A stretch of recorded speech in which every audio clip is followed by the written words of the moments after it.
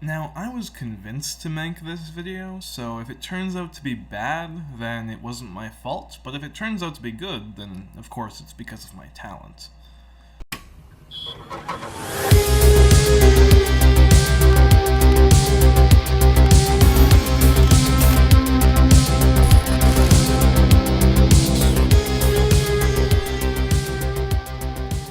Some of you may have heard about the latest controversy in what I guess can be called the blue checkmark equivalent of YouTube.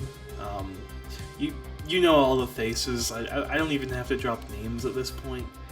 You know who I'm talking about.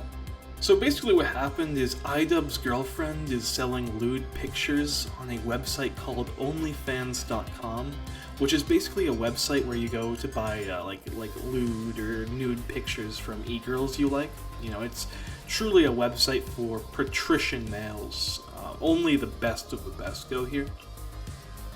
Now, where Idubbbz gets involved is Idubbbz, as her boyfriend, is standing completely by this and supportive. This is news. Now, what should be apparent is that this is all like a neoliberal spectacle, and it's an example of the false culture under neoliberalism. The discussion on this has also been entirely absent of any class analysis. Both sides have only concerned themselves with, voluntary transactions and individual rights, but that's it. That's all discussion has gone so far. And my reaction, and what I think should be the normal reaction, is just to cringe at Idubbbz for being a liberal hedonist and allowing his girlfriend to contribute to the sex trade. But then again, can you really be surprised? He's a big-name YouTuber, and he has a sizable income. So you can't really be surprised there. Within this controversy, you really only have two sides. Outside of that, there's not much discussion against the norm. The loudest side in this so-called controversy are a group that glasses-wearing, bearded Silicon Valley liberal types like to call InCells.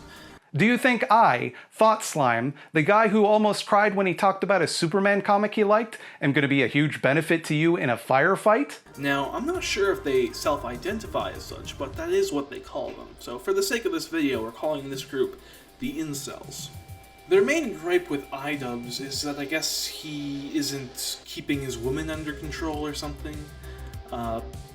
Basically, because he's letting his girlfriend, use OnlyFans, he's a simp and he's a cuck.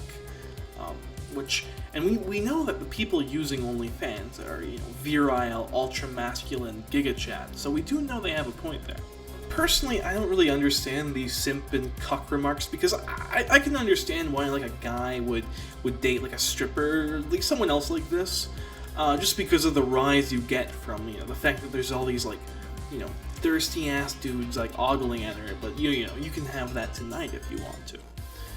So because of this, like comparing Ian to the likes of Destiny doesn't really make much sense, I don't give a fuck if my girlfriend goes and fucks another guy, because I know she's coming back to me at the end of the night. Because we love each other. Because I'm a cool fucking person. I know that. The InCells engage in an affirmation of celebrity culture by caring so much about the details of Ian's life.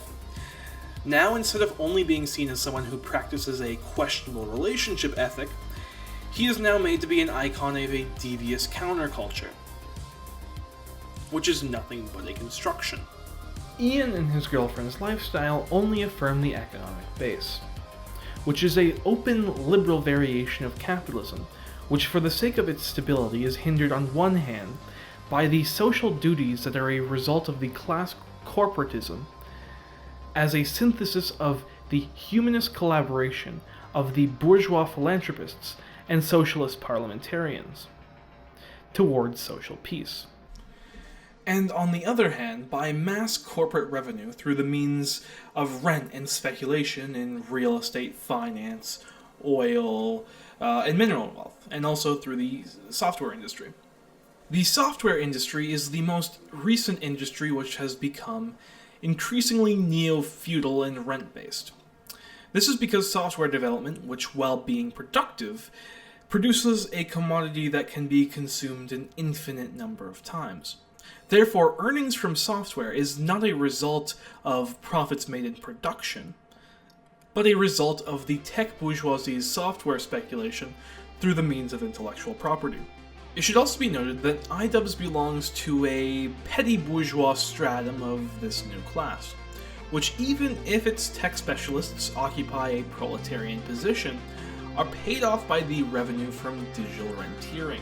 And therefore, the proletarians of the new digital classes are not exploited in the proper capitalist sense, so long as intellectual property exists. Idubbbz being supportive of his girlfriend for engaging in the online sex trade is really only a reproduction of the economic base, neoliberal capitalism, into social life.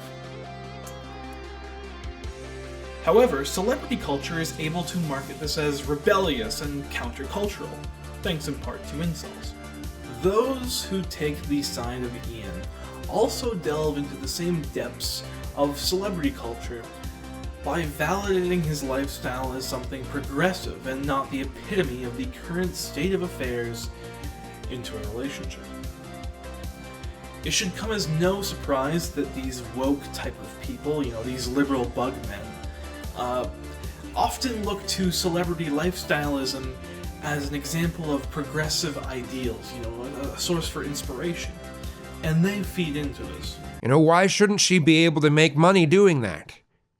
She's not, she's not fucking other guys, so what difference does it make? Can someone explain this to me? Because I really don't understand. It just seems like a whole dude bro kind of thing. You better control your woman. I have an explanation for why, but it involves classical political economy and a critique of the growing unproductive capitalist sector which the sex trade is a part of. But if you watch it, you'll probably just call me a reactionary asshole. What happens when the Nazbols come a-knocking? The other thing that should be noted is that the logic of the defense is a reflection of neoliberal ideology.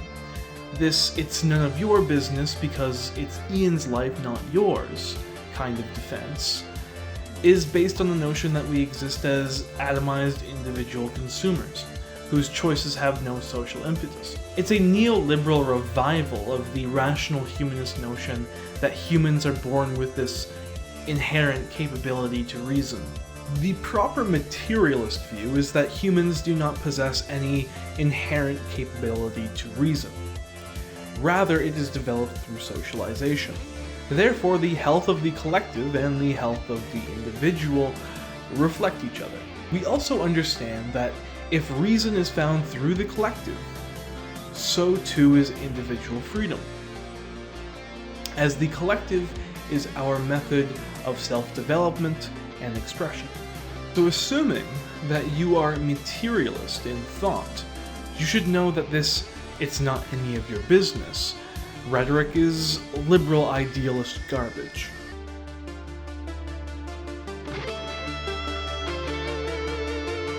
Now I wanted to bring one historical example to this video, one that kind of explains a certain trend within the left. And to do this, I'm going to bring up the example of an old Bolshevik known as Aleksei Gastev. Aleksei Gastev was a Russian futurist poet and a follower of Alexander Bogdanov, and a member of the Prolet Cult movement, which was an organ for proletarian mass culture.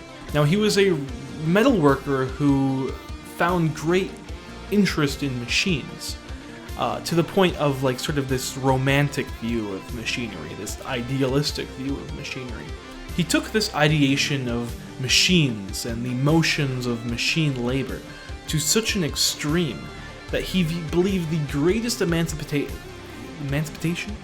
He took this ideation of machines and the motions of machine labor to such an extreme that he believed the complete mechanization of the proletariat was their greatest emancipation. He believed in the negation of individual will and to list individuals by ciphers rather than names. To the Bolsheviks, the dehumanization of the proletariat was seen as one of the greatest offenses by capital. However, to Gastev, this was a communist ideal. In the exact same way as modern-day socialists will idealize elements of capitalist culture, because they, appear subversive. Gastev idealized the transformation of the worker into an automated unit of production. So now what lesson can be learned from this? Something isn't necessarily rebellious just because it offends the sentimental. Class analysis is primary and must be treated as such. Otherwise, socialist thought that is not predicated on this will degenerate into liberalism or reaction.